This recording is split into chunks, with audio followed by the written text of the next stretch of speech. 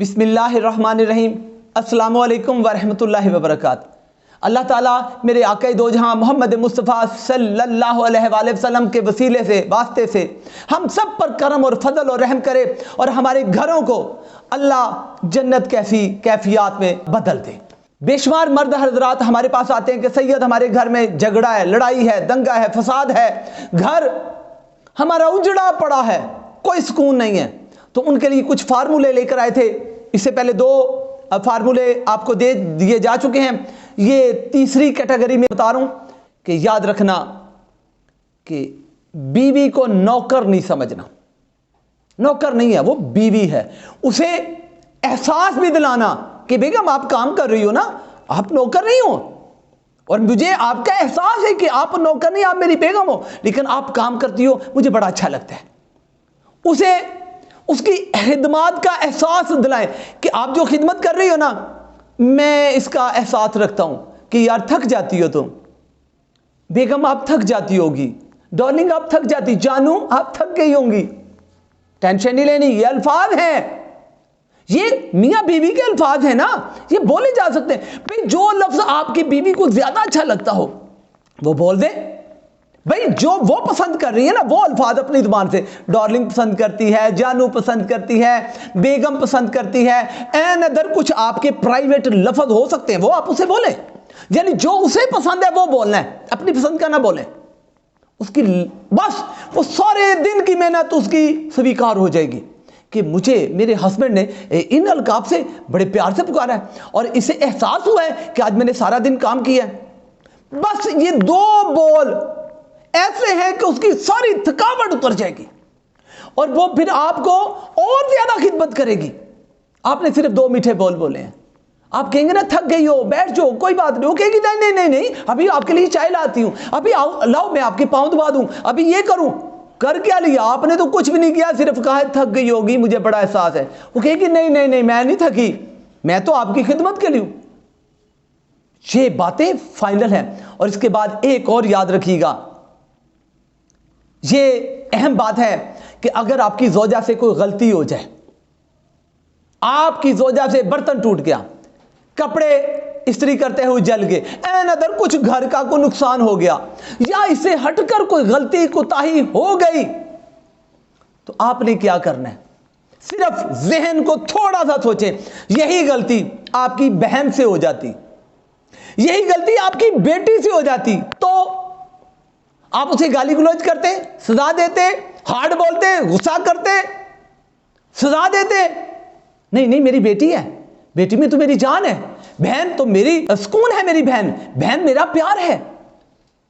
तो फिर ये भी किसी की बेटी है, ये भी किसी की बहन है।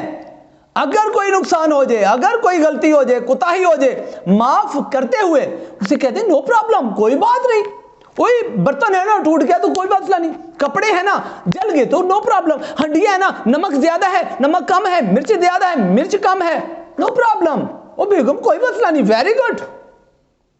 उसकी गलती का उसे इग्नोर करें और बता दें कि कोई मसला नहीं, आइंदा जरा बेहतर कर लेना। ये जब एक दफा आप ये कहेंगे ना, आइंदा वो वाकई बेहतर करेगी।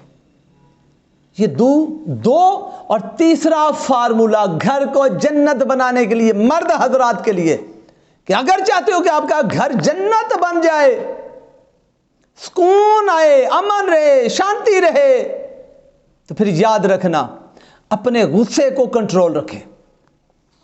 बच्चों पे, बीवी पे, अनदर कहीं भी कोई गुस्सा है ना, तो स्माइलिंग फेस के साथ, अपने मुस्कुराते चेहरे के साथ आप बात करें। भाई जिस चीज का गुस्सा था ना, वो गुस्सा कवर करें, मुस्कुराते हुए अपने घर में रहें। आप चाहते हैं कि आपका घर जन्नत बने, तो पहले नंबर पे इसका जिम्मेदार आप हैं। और अगर घर उजड़ रहा है, घर में फसाद है, घर में कोई खराबी है, तो उसकी जिम्मेदारी भी पहली आपकी, क्योंकि आप घर के सरबराह हैं। मुल्क में अगर कोई खराबी आ रही तो सरबराह की खराबी है। आप क्या, छोटा सा मुल्क है आपका घर, आप उसके सदर हैं, वजीर आजम हैं, आपकी मशीर है, वजीर है आपकी बेगम।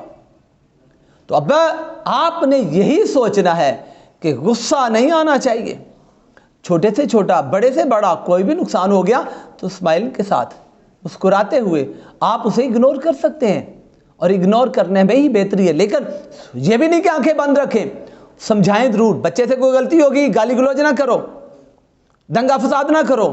बीवी से कोई होगी दंगा फसाद दी, बेगम आप तो इतनी पढ़ी लिखी हैं, बेगम आप तो बहुत अच्छी, आपका तो हर काम ही बड़ा बेहतर है, यहाँ पे मेरी बेगम, प्यारी बेगम, डार्लिंग, यहाँ पे आपसे ना थोड़ी सी ये गलती सी होगी, आइंदा ना कीजिएगा। चाहे वो बड़ी थी, कहना छोटी सी गलती, नो प्रॉब्लम। वो आपका शुक्रगुजार भी होगी और आइंदा इस गलती से बची भी रहेगी। अल्लाह ताला मोहम्मद वाले मोहम्मद के सदके अपना करम और फजल और रहम करे। आज की एक आखिरी बात दे रहा हूं आपको, घर को जन्नत बनाना है ना, अल्लाह जानता है। आप घर में फूल लेकर आए हैं, कोई तोहफा ले आए हैं, खुशबू लेकर आए हैं, कोई कपड़े ले आए हैं, कोई जूती लेकर आए हैं, कोई दुपट्टा लेकर आए हैं, कोई चीज़ लेकर आए हैं, फल ही लेकर आए हैं, तो कभी कभी बेगम के पास बेगम को दिया और कभी कभी कहा बेगम इसमें से ना ये फल ना अम्मी को खुद देकर आओ, ये दुपट्टा, ये कपड़े, ये जूती अम्मी को तुम देकर आओ, बहना को तुम देकर आओ।